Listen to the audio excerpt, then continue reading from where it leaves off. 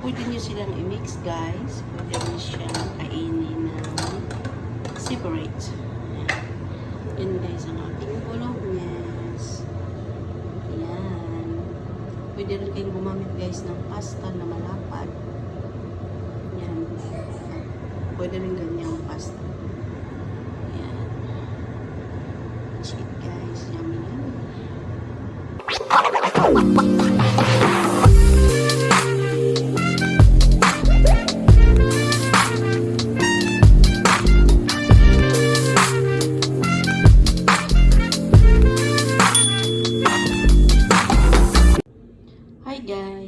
Samahan niyo akong gumawa ngayon ng bolognese guys. Ito is my version guys. So ayan ang ating ground beef. Meron tayong celery, meron tayong onion, meron tayong isang ulo ng garlic, meron tayong 2 carrots, meron tayong tomato sauce at ang ating salt. So ayan lang guys ang ating ingredients. So let's start. So, yun na guys, lagay natin sa ating food processor. Ito yung garlic. At ating carrots, layatin natin ganito guys, para madali siyang i-process. Madali siyang gilingin ng ating food processor. Lagay natin yun.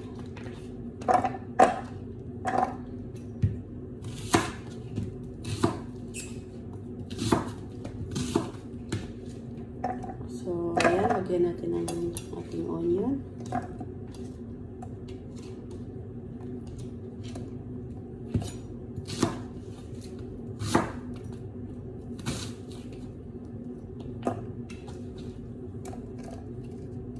Ayan.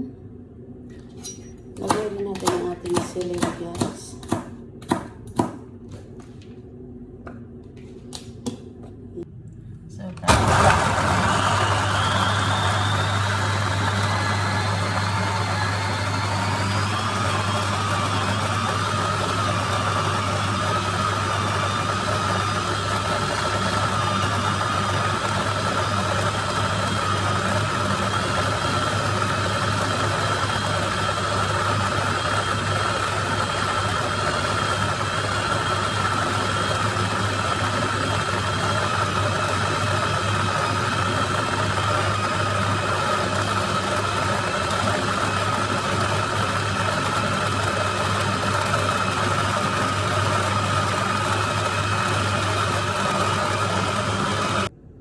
So, ayan na guys, yung ating pinaprocess na carrot, onion, garlic, at saka celery. So, ayan.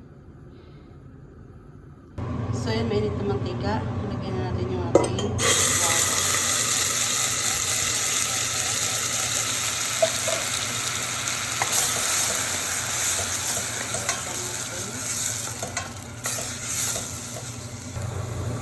So, ayan na guys. Ito na yung ating avocado. Lagyan natin na yung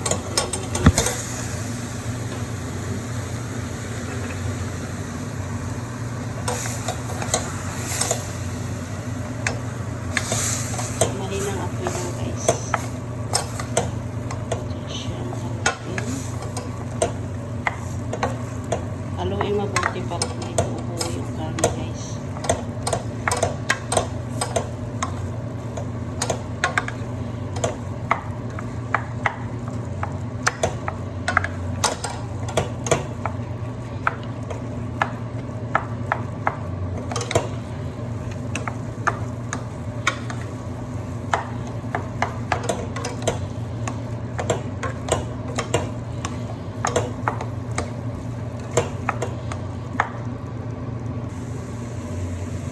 So, ayan na guys. Dry na siya. Wala ng tubig. Maglagay na tayo ng salt.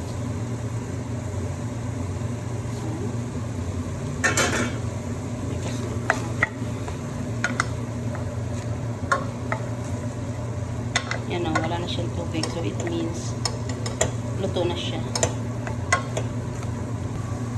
So, ayan. Lagay na natin ang ating sauce. Ayan guys.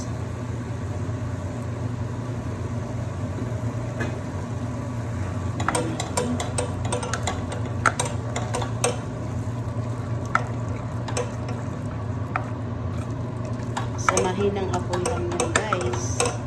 Para hindi siya matutuyo.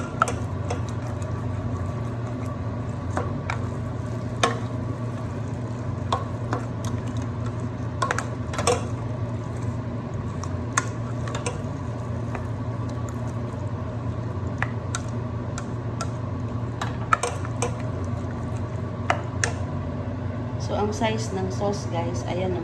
Ganito yung size niya. Ilang ml ba ito?